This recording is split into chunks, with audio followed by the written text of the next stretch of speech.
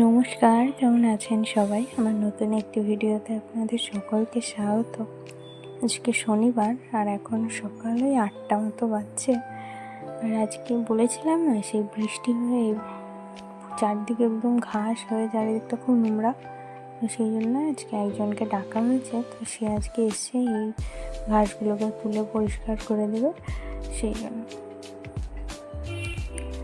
তো সে সকালবেলায় চলে এসছে, সেই 7:30টার দিকে এসছে। তো সে তার মতো এখন কাজ করছে। আর এইদিকে এখন 8:30 মতো বাজছে, আর এখন সকালের জন্য রান্না করবে। তো সেই জন্য এখানে 1.5 কাপ মতো হবে হয়তো ডাল নিয়েছে। তারপর সেটাকে ভালো করে ধুয়ে নিয়ে পরিষ্কার করে তার মধ্যে কয়েকটা আলু দিয়ে দেবে। আলু দিয়ে ছোলার ডাল হবে, সেই জন্য। আর আলুগুলোকে গোল গোল করে কেটেছি, তাহলে সিদ্ধ হতেও সুবিধা হবে। আর ওই ডাল তো সেদ্ধ হতে একটু সময় লাগবেই, সেই জন্য। আর কয়েকটা লঙ্কা দেওয়া হলো। এই লঙ্কাগুলো যে এত পরিমাণ ঝাল হবে সেটা না বুঝতে পারিনি, দিয়ে ডালটা খুব ঝাল হয়ে গেছিলো।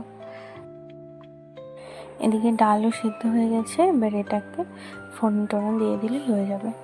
আর এখন সামনে তো পুজো আসছে, আর কিছুদিন বাকি আছে, সেই জন্য এখন তো টুকটুক করে সব কিছু পরিষ্কারও করতে হবে। তো সেই জন্য পুজোর আগে সব কিছু পরিষ্কার পরিচ্ছন্ন করার জন্যে আর ওই ঘাসগুলোকে পরিষ্কার করার জন্য ডাকা হয়েছে। তাও তো এখনও আমাদের কোনো কাজই হয়নি, এখনও পুজোয় হবে আস্তে আস্তে, অত অসুবিধার কিছু নেই। তো একটা কাজ অন্তত আগিয়ে থাক, সেই জন্য আর কি টাকা। আর আমাদের এই দিকটাতে এইসব ঘাস টাস কাটার জন্য তেমন কাউকে পাওয়া যায় না। তো অনেকদিন বলে রাখা হয়েছিল ওকে, তারপর সে আজকে সকালবেলা এসছে। তো বেশ অনেক কয়টাই কাজ আছে, তো সেই জন্য সে সকাল সকাল এসছে। দিকে দুপুর 12টা পর্যন্ত হয়ে যাবে হয়তো। তো তাই। আর এইদিকে ডালটাও হয়ে গেছে, মানে ফোড়ন দেওয়া হয়ে গেল, ওর মধ্যে স্বাদ মতো নুন দেওয়া হলো। তারপর ডালটা ভালো করে ফুটলে এখন এইরকম একদম গামাখা করে নামাতে হবে, তাহলে একটু বেশি ভালো লাগবে। সেই জন্য তো ডাল ওদিকে হয়ে গেল। আর এবার হবে কয়েকটা পুরি টাইপের।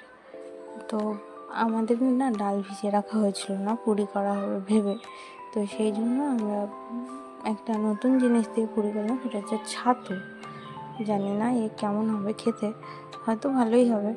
তো সেই জন্য ময়দাটাকে ভালো করে মেখে নিয়ে তার মধ্যে ওই ছাতু মাখার যে পুর সেটাকে দিয়ে লিচুগুলোকে ভাজা হলো,